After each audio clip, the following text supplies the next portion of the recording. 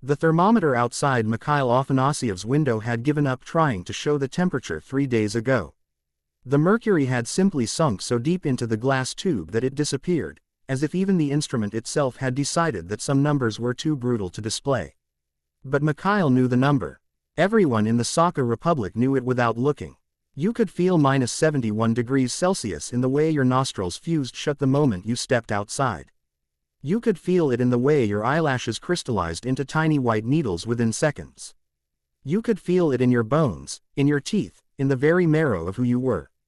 This was Oymyakon, the coldest permanently inhabited place on the surface of the earth. And for the Yakut people, the indigenous Sakha nomads who have called these frozen taiga forests home for centuries, it was simply Tuesday. Mikhail was 53 years old, built like a birch tree, lean, pale, almost ghostly, with hands so thick and callous they looked like they belonged to a man carved from the frozen earth itself. He rose at 4 in the morning, as he always did, long before any hint of winter sun would dare to touch the horizon. In January, the sun only appeared for 3 hours a day here, a shy, apologetic visitor that offered light without warmth and disappeared before you could grow accustomed to it. He dressed in layers that would seem comical to an outsider. First, a base layer of reindeer skin underwear, the fur pressed soft against his skin. Then a thick wool sweater his wife Nadia had knitted over the course of an entire autumn. Then a padded jacket. Then his tonus, the long, fur-lined outer coat that Yakut men have worn for generations, reaching down past the knees, cinched with a wide leather belt. Over his feet went 3 separate layers of socks before his earb, boots handmade from the leg skin of reindeer, the fur facing inward, the most thermally efficient footwear ever designed by human hands. A fur hat pulled low over his ears. Mittens. A wool scarf wrapped twice around his face until only his eyes were visible. He looked like a man preparing to walk on another planet. In many ways, he was. Outside, the taiga was silent in the way that only extreme cold can produce. Not peaceful silence, violent silence. The kind where sound itself seems to freeze and fall apart before it can travel. The birch and larch trees stood motionless, coated in a fine crystalline frost that made them shimmer like sculptures of glass. The ground beneath Mikhail's boots was permafrost, permanently frozen earth that extended 300 meters straight down, soil that had not thawed since the last ice age. He was not walking on ground. He was walking on the roof of an ancient frozen world. His reindeer herd was kept in a forested enclosure a kilometer from the family's log cabin. Reindeer are extraordinary creatures built for this world. Their hooves are broad and concave like snowshoes, their noses warm the freezing air before it enters their lungs, and their fur consists of hollow hairs that trap heat the way a thermos traps warmth. Walking among them in the darkness, Mikhail felt a deep, wordless kinship. These animals were not just livestock. They were survival. They were culture. They were the very thread that connected his people to this impossible landscape. The Yakut people had domesticated horses and reindeer not merely for food or transport, but for a complete philosophy of living. The Yakut horse, a breed found nowhere else on Earth, is so perfectly adapted to Siberian cold that it can survive outdoors in minus 60 degrees Celsius temperatures, digging through snow to find grass with its hooves, growing a coat so thick it looks like a shaggy carpet. Mikhail's family kept 7 of them, and they moved through the frozen morning like warm, breathing furnaces, their breath rising in enormous white clouds that hung in the still air like small weather systems.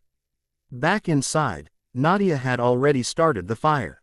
In a place like Oymyakon, fire is not a comfort, it is a covenant with life. The iron stove in the center of the cabin burned continuously from October through April, fed with larch wood that Mikhail had spent the entire summer cutting, splitting, and stacking.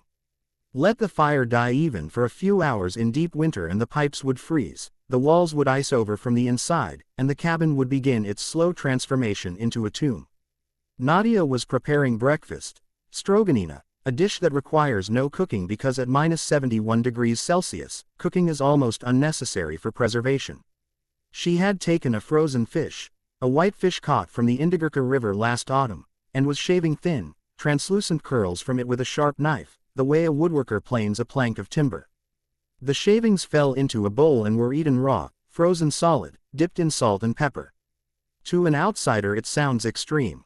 To a Yakut family in January, it is simply breakfast. Their daughter Anya, 16 years old and studying in Yakut for half the year, sat at the table doing homework. She was part of a generation caught between two worlds, the ancient, uncompromising world of the Taiga and the connected, warming, digital world beyond it. Her phone sat beside her textbook, a small glowing portal to everything her parents' life was not. Yet she ate the Stroganina without hesitation, licking the frozen fish from her fingers, then returned to her equations. The village of Oymyakon has fewer than 500 residents. There is one school, one small store that receives supply trucks in summer when the roads are passable, and again in winter when the rivers freeze hard enough to serve as ice roads. In the gray zone between seasons, the treacherous slush of spring and autumn, the village is essentially cut off from the outside world entirely. This is when the old skills matter most. When the frozen stores of dried meat, pickled fish, fermented mare's milk, and preserved berries are what stand between a family and starvation. The Yakut people have lived in this manner for over 1,000 years, moving into the Siberian interior while others moved toward warmth. Historians and anthropologists have long puzzled over this choice. Why would anyone willingly settle the coldest inhabited region on Earth? The answer, the Yakut themselves will tell you, is not complicated. The land here is extraordinarily rich. The forests teem with elk, bear, and sable. The rivers run thick with fish for those who know how to read the ice. The pastures, frozen 8 months a year but explosively green in summer, support vast herds of reindeer and horses. The Yakut did not settle the cold because they had no choice. They settled it because they understood it. By midday, the sun had appeared on the southern horizon, a pale, exhausted disk that hung just above the tree line for a couple of hours before giving up and sinking away. Mikhail had spent the morning checking his trap lines, a series of snares set along animal trails in the forest, and returned with 2 white hares and a red fox, its winter coat so dense and luxuriant it looked like something from a fairy tale. The fox fur would be sold or traded. The hares would be tonight's dinner. He stood outside for a moment, looking at the forest. At this temperature, the taiga produces something called frost smoke, a thin, ethereal mist that rises from the snow between the trees, giving the entire landscape an otherworldly, dreamlike quality. In the pale afternoon light, with the frost smoke drifting silently through the dark larch trunks and the air so cold it hurt to breathe, Mikhail felt something he could only describe as gratitude. Not gratitude for warmth or comfort, but for belonging. For being the kind of creature, born of the kind of people, who could stand in a place that would kill most humans within minutes and feel completely, utterly at home. That evening, the family gathered around the stove. Anya read. Nadia worked on a piece of embroidery, the intricate geometric patterns that Yakut women have been weaving into fabric for generations, a visual language as complex as any written alphabet. Mikhail repaired a harness. Outside, the temperature dropped further. The trees cracked in the cold, a sound like distant rifle shots, as the frozen sap in their trunks contracted and split the wood. The northern lights had appeared above the cabin, vast curtains of green and violet folding and unfolding across the sky in absolute silence. In the morning, they would do it all again. This was not survival. This was not hardship endured. This was a life, ancient, complete, and entirely, defiantly alive at the bottom of the world's thermometer.